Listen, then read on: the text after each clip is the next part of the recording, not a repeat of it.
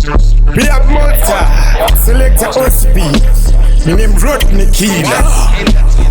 I waka, anina maka, ne muni hina daka kuyo san maka. Bojo bojo, saima okol.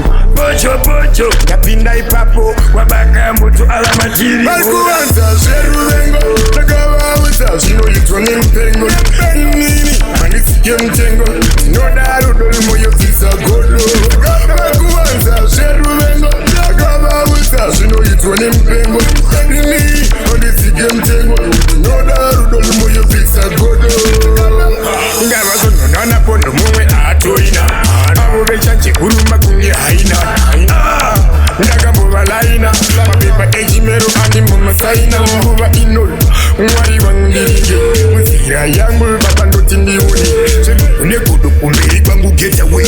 Nakula kumanya pano se muhai. Kuanza sheru vengo, nagawa wita, sino yitwa nimpengo. Inini, manisike mtengo, sino daru dolmo yotisa godo. Bakuanza sheru vengo, nagawa wita, sino yitwa nimpengo.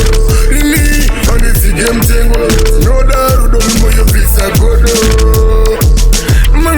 Na chitindo yana mkuma Jona weka wala kwatsa mkuma Apolo chamunu o Mapinzo boma Saka musindo Jiva wa mkuma Babacha tuka Babacha shika ni kutukuda Anzi mufana Undira rise mkamba Wanga wajite urane Ache waka simba Nelo Wana damu Bakuanza sheru vengo Nagawa wita Sino yitwa nimpengo Nini Mandisike mtengo Sino daru dolmo yotisa godo Bakuanza sheru vengo Nagawa wita Sino yitwa nimpengo Nini Mandisike mtengo Sino daru dolmo yotisa godo Ngaba zono nana pondo mwe atoina Abo bechanchi uruma kungi haina Ndagambo balaina Mabeba ejimero andi mama saina Nguba inol, mwari wangirige Muzira yangu babando tindiuni Une kudu kumbiri kwangu get away Nakula kumanya pano se muhai Kuanza sheru vengo,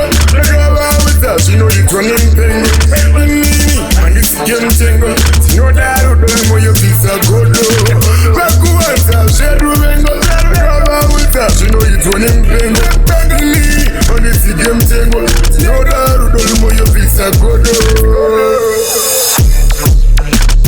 Anina maka Uni munu dina daga kuyo san maka Rodney Killer apana wano maka Bojo bojo Saima wokol Bojo bojo Napinda ipapo Bojo bojo Wabaka moto alamatiri hora Yap Malta to the fullest. One Selector Osby music. One room entertainment. Bojo bojo Bojo bojo Bojo